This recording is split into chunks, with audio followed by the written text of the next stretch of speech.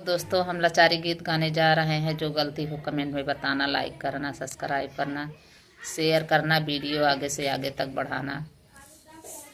गहिर नदिया फुलवा फलरत आवे, गहिर नदिया फुलवा फलरत आवे, गहिर नदिया फुलवा फलरत आवे, गहिर नदिया फुलवा फलरत आवे।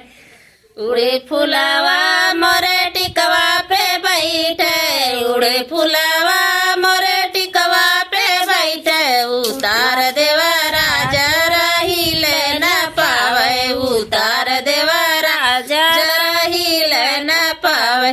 गहिर नदिया फुलवा हलरत आवे, गहिर नदिया फुलवा पौड़त आवे। उड़ी फुलवा मोरे नथिया पे बैठे, उड़ी फुलवा मोरे नथिया पे बैठे, उतार देवा राजा रहिले न पावे, उतार देवा राजा रहिले न पावे। गहिर नदिया फुलवा पौड़त आवे, गहिर नदिया फुलवा हलरत आवे।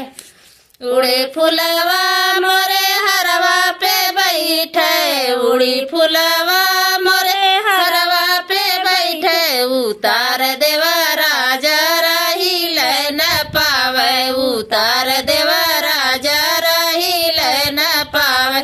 गहिर नदिया फुलवा पौड़त आवे, गहिर नदिया फुलवा हलरत आवे।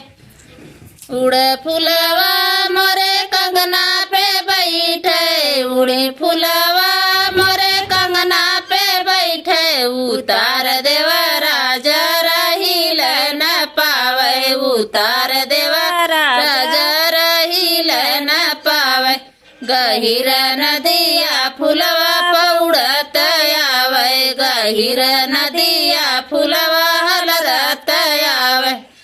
उड़े फुलवा मोरे करधन पे बैठे, उड़े फुलवा मोरे करधन पे बैठे, उतार देवा राजा रहिले न पावे, उतार देवा राजा रहिले न पावे। गहिर नदिया फुलवा पौड़त आवे, गहिर नदिया फुलवा हलरत आवे।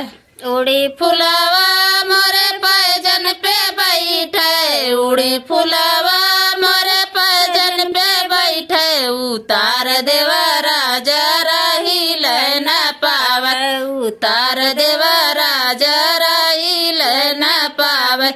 गहिर नदिया फुलवा पौड़त आवे, गहिर नदिया फुलवा हलरत